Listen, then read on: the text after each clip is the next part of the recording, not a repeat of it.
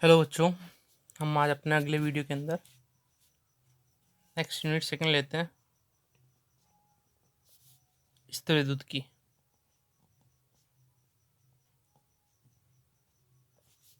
तो अपन कहेंगे electro static. वैसे ये आपको इजी लगेगी क्योंकि आप ये 11th-12th क्लास में जस्ट पढ़ के आए हो, ठीक है ना। तो भौतिक विज्ञान की वह ब्रांच जिसके अंदर अपन स्थिर आवेश का अध्ययन करेंगे उसको अपन क्या कहेंगे, स्थिर विद्युत की कहेंगे, ठीक है। तो अपन इस यूनिट के अंदर आवेश को स्थिर मानते हुए स्थिर आवेश का अध्ययन करेंगे, ठीक है। तो सबसे पहले अपन चर्चा करते हैं इसके अंदर द्विध्रुव की। जैसा कि सबको पता है द्विध्रुव क्या होता है। द्विध्रुव मतलब डाइपोल, इलेक्ट्रिक डाइपोल जो है ना, विद्युत द्विध्रुव। विद्युत द्विध्रुव को अपन किस तरह से लिखेंगे, विद्युत द्विध्रुव, विद्युत द्विध्रुव या इलेक्ट्रिक डाइपोल क्या होता है, दो समान परिमाण के और विपरीत आवेश, दो समान परिमाण के, इनका परिमाण एकदम समान है और विपरीत है, ये धनावेश है ये ऋणावेश है, ये अति अल्प दूरी पर व्यवस्थित हो तो इस व्यवस्था को अपन क्या कहेंगे, द्विध्रुव कहेंगे, ठीक है। तो ये द्विध्रुव की व्यवस्था हो गई। अब इनके बीच की जो दूरी होती है वो दूरी अपन लेते हैं स्मॉल डी से लेते हैं। यहाँ पे 12th क्लास में आप सब लेते थे इसको ए, इसको बी और 2a बीच की दूरी लेते थे ओ, ठीक है ना। तो वहाँ पे अपन लेते थे इसको यूज 2a से, यहाँ पे अपन डी से लेंगे यूज में, ठीक है। तो दूरी का कोई इतना विशेष नहीं है, वहाँ पे 2a था, यहाँ पे डी डिस्टेंस हो गई। कि इसके दूर के एग्जाम्पल खूब सारे अपने पास में, जैसे HCl है, यहाँ प्लस आवेश होता है यहाँ माइनस आवेश होता है, ठीक है। NaCl है, यहाँ प्लस होता है यहाँ Cl माइनस होता है, ठीक है ना। तो इस तरह से ये द्विध्रुव के एग्जाम्पल है, ठीक है। नेक्स्ट अपन द्विध्रुव के अंदर ही द्विध्रुव आघूर्ण की चर्चा करते हैं। द्विध्रुव आघूर्ण, इलेक्ट्रिक डाइपोल मोमेंटम, ठीक है।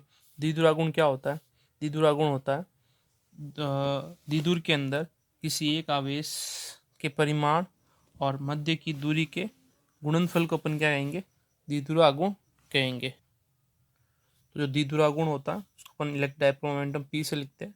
ये क्या होता है, ये द्विध्रुव के परिमाण मतलब Q और मध्य की दूरी मतलब D के गुणनफल को द्विध्रुव आघूर्ण कहेंगे। और ये क्या होती है, सदिश राशि होती है, ठीक है। और इसकी जो दिशा होती है वो दिशा सदैव ऋणावेश से धनावेश की तरफ होती है, इसका ध्यान रखना। क्योंकि विद्युत क्षेत्र की जो तीव्रता होती है उसकी दिशा होती है +Q से -Q, लेकिन जो द्विध्रुव आघूर्ण है उसकी दिशा होती है -Q से +Q, ठीक है। नेक्स्ट, वैसे द्विध्रुव आघूर्ण सदिश राशि है, ठीक है ना, तीव्रता भी सदिश राशि है, ठीक है। तो उसके बाद में अपन चर्चा करते हैं इसी के अंदर विभव की, ठीक है। विभव क्या होता है,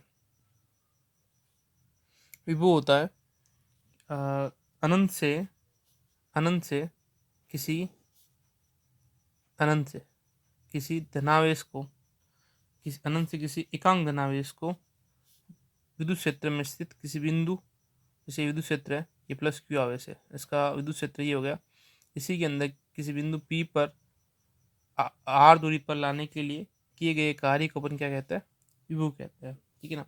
विभव का जो फॉर्मूला होता है वो होता है W/Q। आप सुनना इसकी परिभाषा, ठीक है, यहाँ लिख भी लेते हैं, ठीक है ना। 12th में पढ़ के आए हो आप वैसे भी। एकांक धनावेश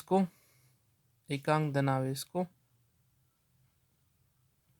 अनंत से विद्युत क्षेत्र में किसी बिंदु पर लाने में किए गए कार्य को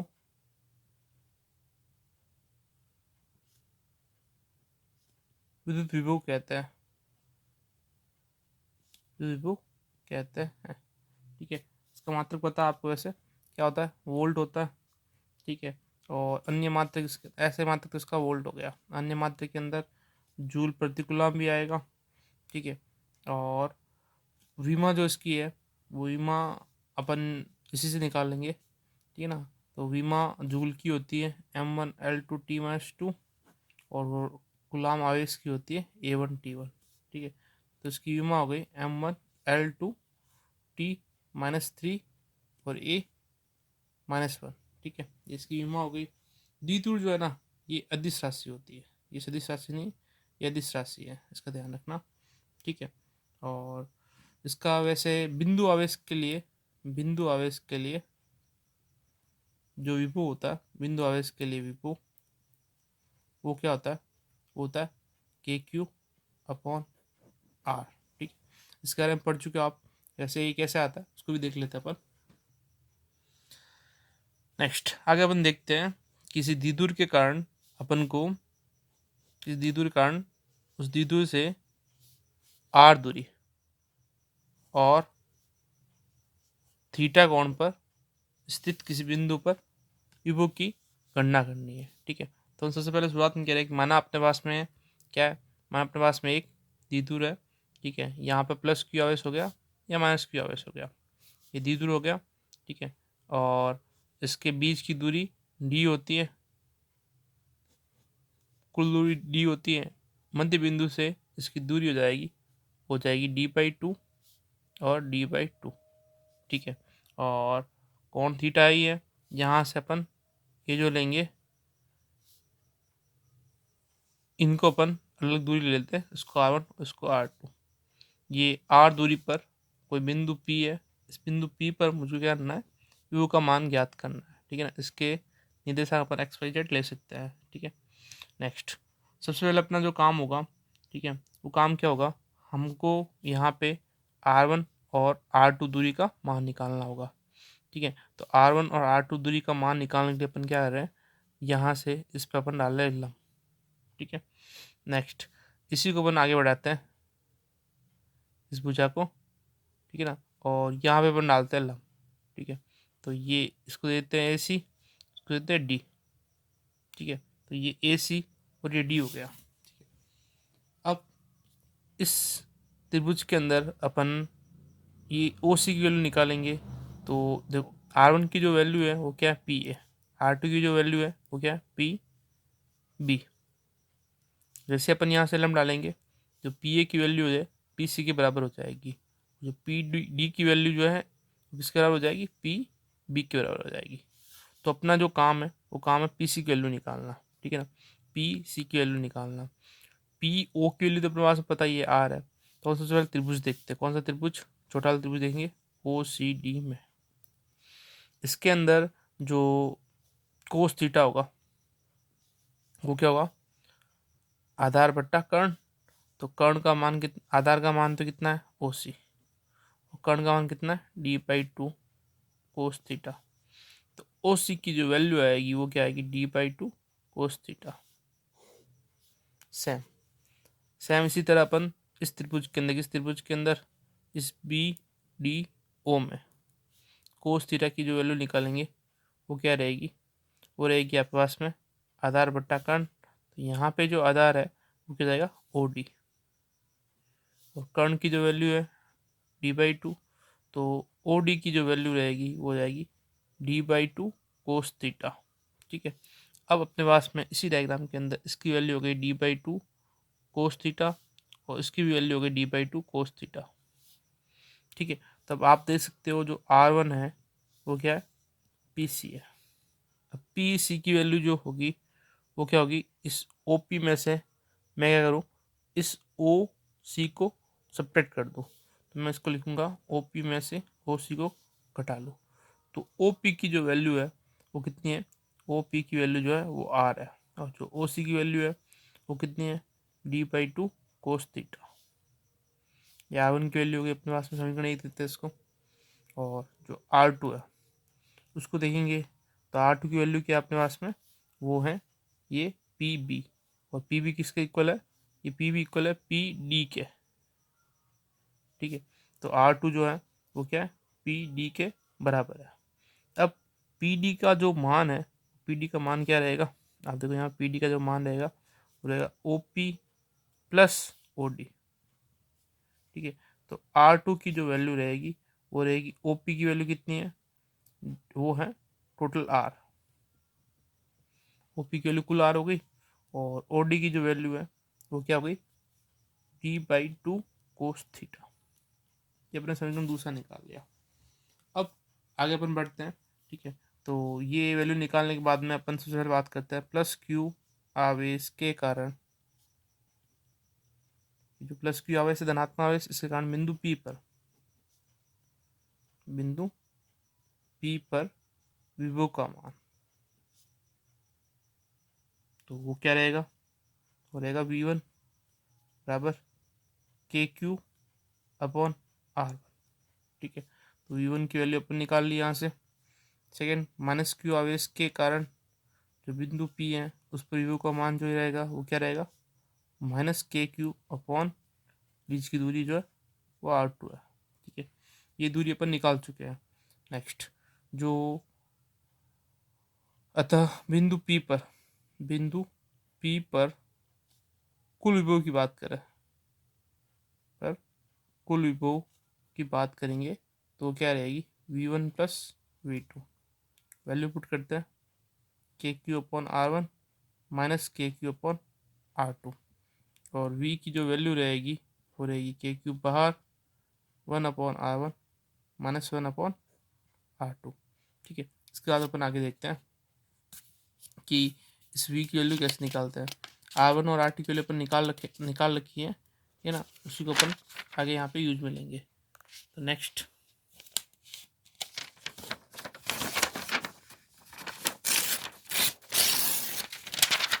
इसी बाद में देखते हैं जो V है वो क्या हो जाएगा, KQ R1 और R2 एलसीएम ले लिया तो यहाँ R2 माइनस R1 हो जाएगा। अब अपन ने जो वैल्यू निकाल रखी है समीकरण 1 वो समीकरण 2 से वैल्यू यहाँ पुट करेंगे, तो वैल्यू कितनी हो जाएगी, V is equal to R2 minus R1।